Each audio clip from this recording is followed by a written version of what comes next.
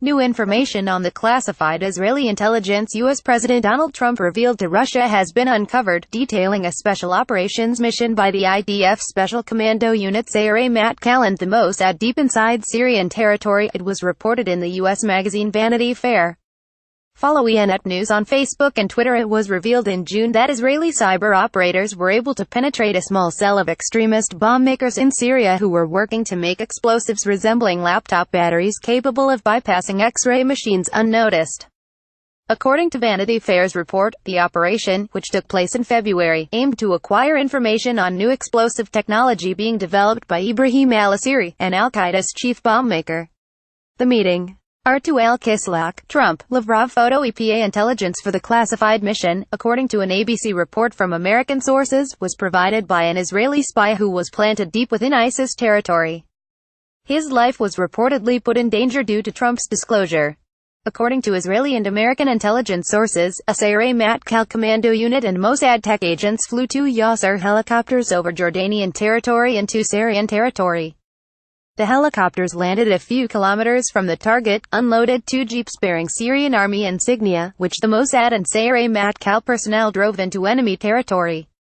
The details of their operation are scarce, and specifics on how they managed to gather the information is contradictory at times. According to one source, the forces installed a microphone in the room where the ISIS terror cell was to meet, but a second source claimed that the forces had retooled a telephone booth in the meeting area to pick up and transmit surroundings to the IDF Intelligence Corps Unit 8200, which is responsible for collecting signal intelligence and deciphering codes. After a few days of Unit 8200 crews listening at their base in the Golan Heights to the terror cell, there was concern that Israel had been misled by their sources in the field. Eventually, the unit picked up the voice of an ISIS soldier who described how to turn a laptop into a bomb that can be transferred to airport airfields and board a passenger plane. When the information reached the Mossad headquarters, officials in the organization decided to share the information with their American counterparts. According to an Israeli military source, the decision to share was also due to professional arrogance stemming from a desire to impress their partners in Washington by the tasks they were able to perform. IDF soldier rappelling from a Yasser helicopter photo. Herzl Yosef. According to the magazine, the American espionage community considered the Israeli mission to be a casebook example of intelligence gathering of valued information being put to good use.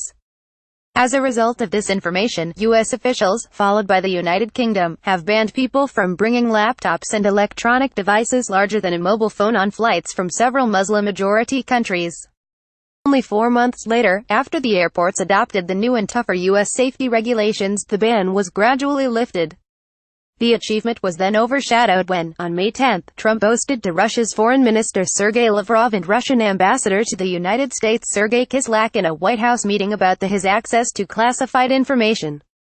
"I get great intel. I have people brief me on great intel every day," Trump reportedly bragged in the White House meeting, going on to brief the two on code word information the U.S. received from Israel which compromised Israel's sources in enemy territory.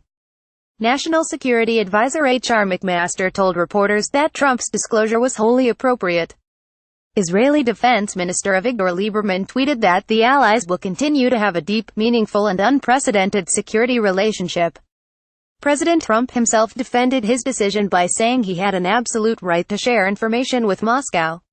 During a press conference at the White House with Turkish President Recep Tayyip Erdogan, Trump said that his meeting with Lavrov and Kislak was very successful and will contribute to the war on terrorism.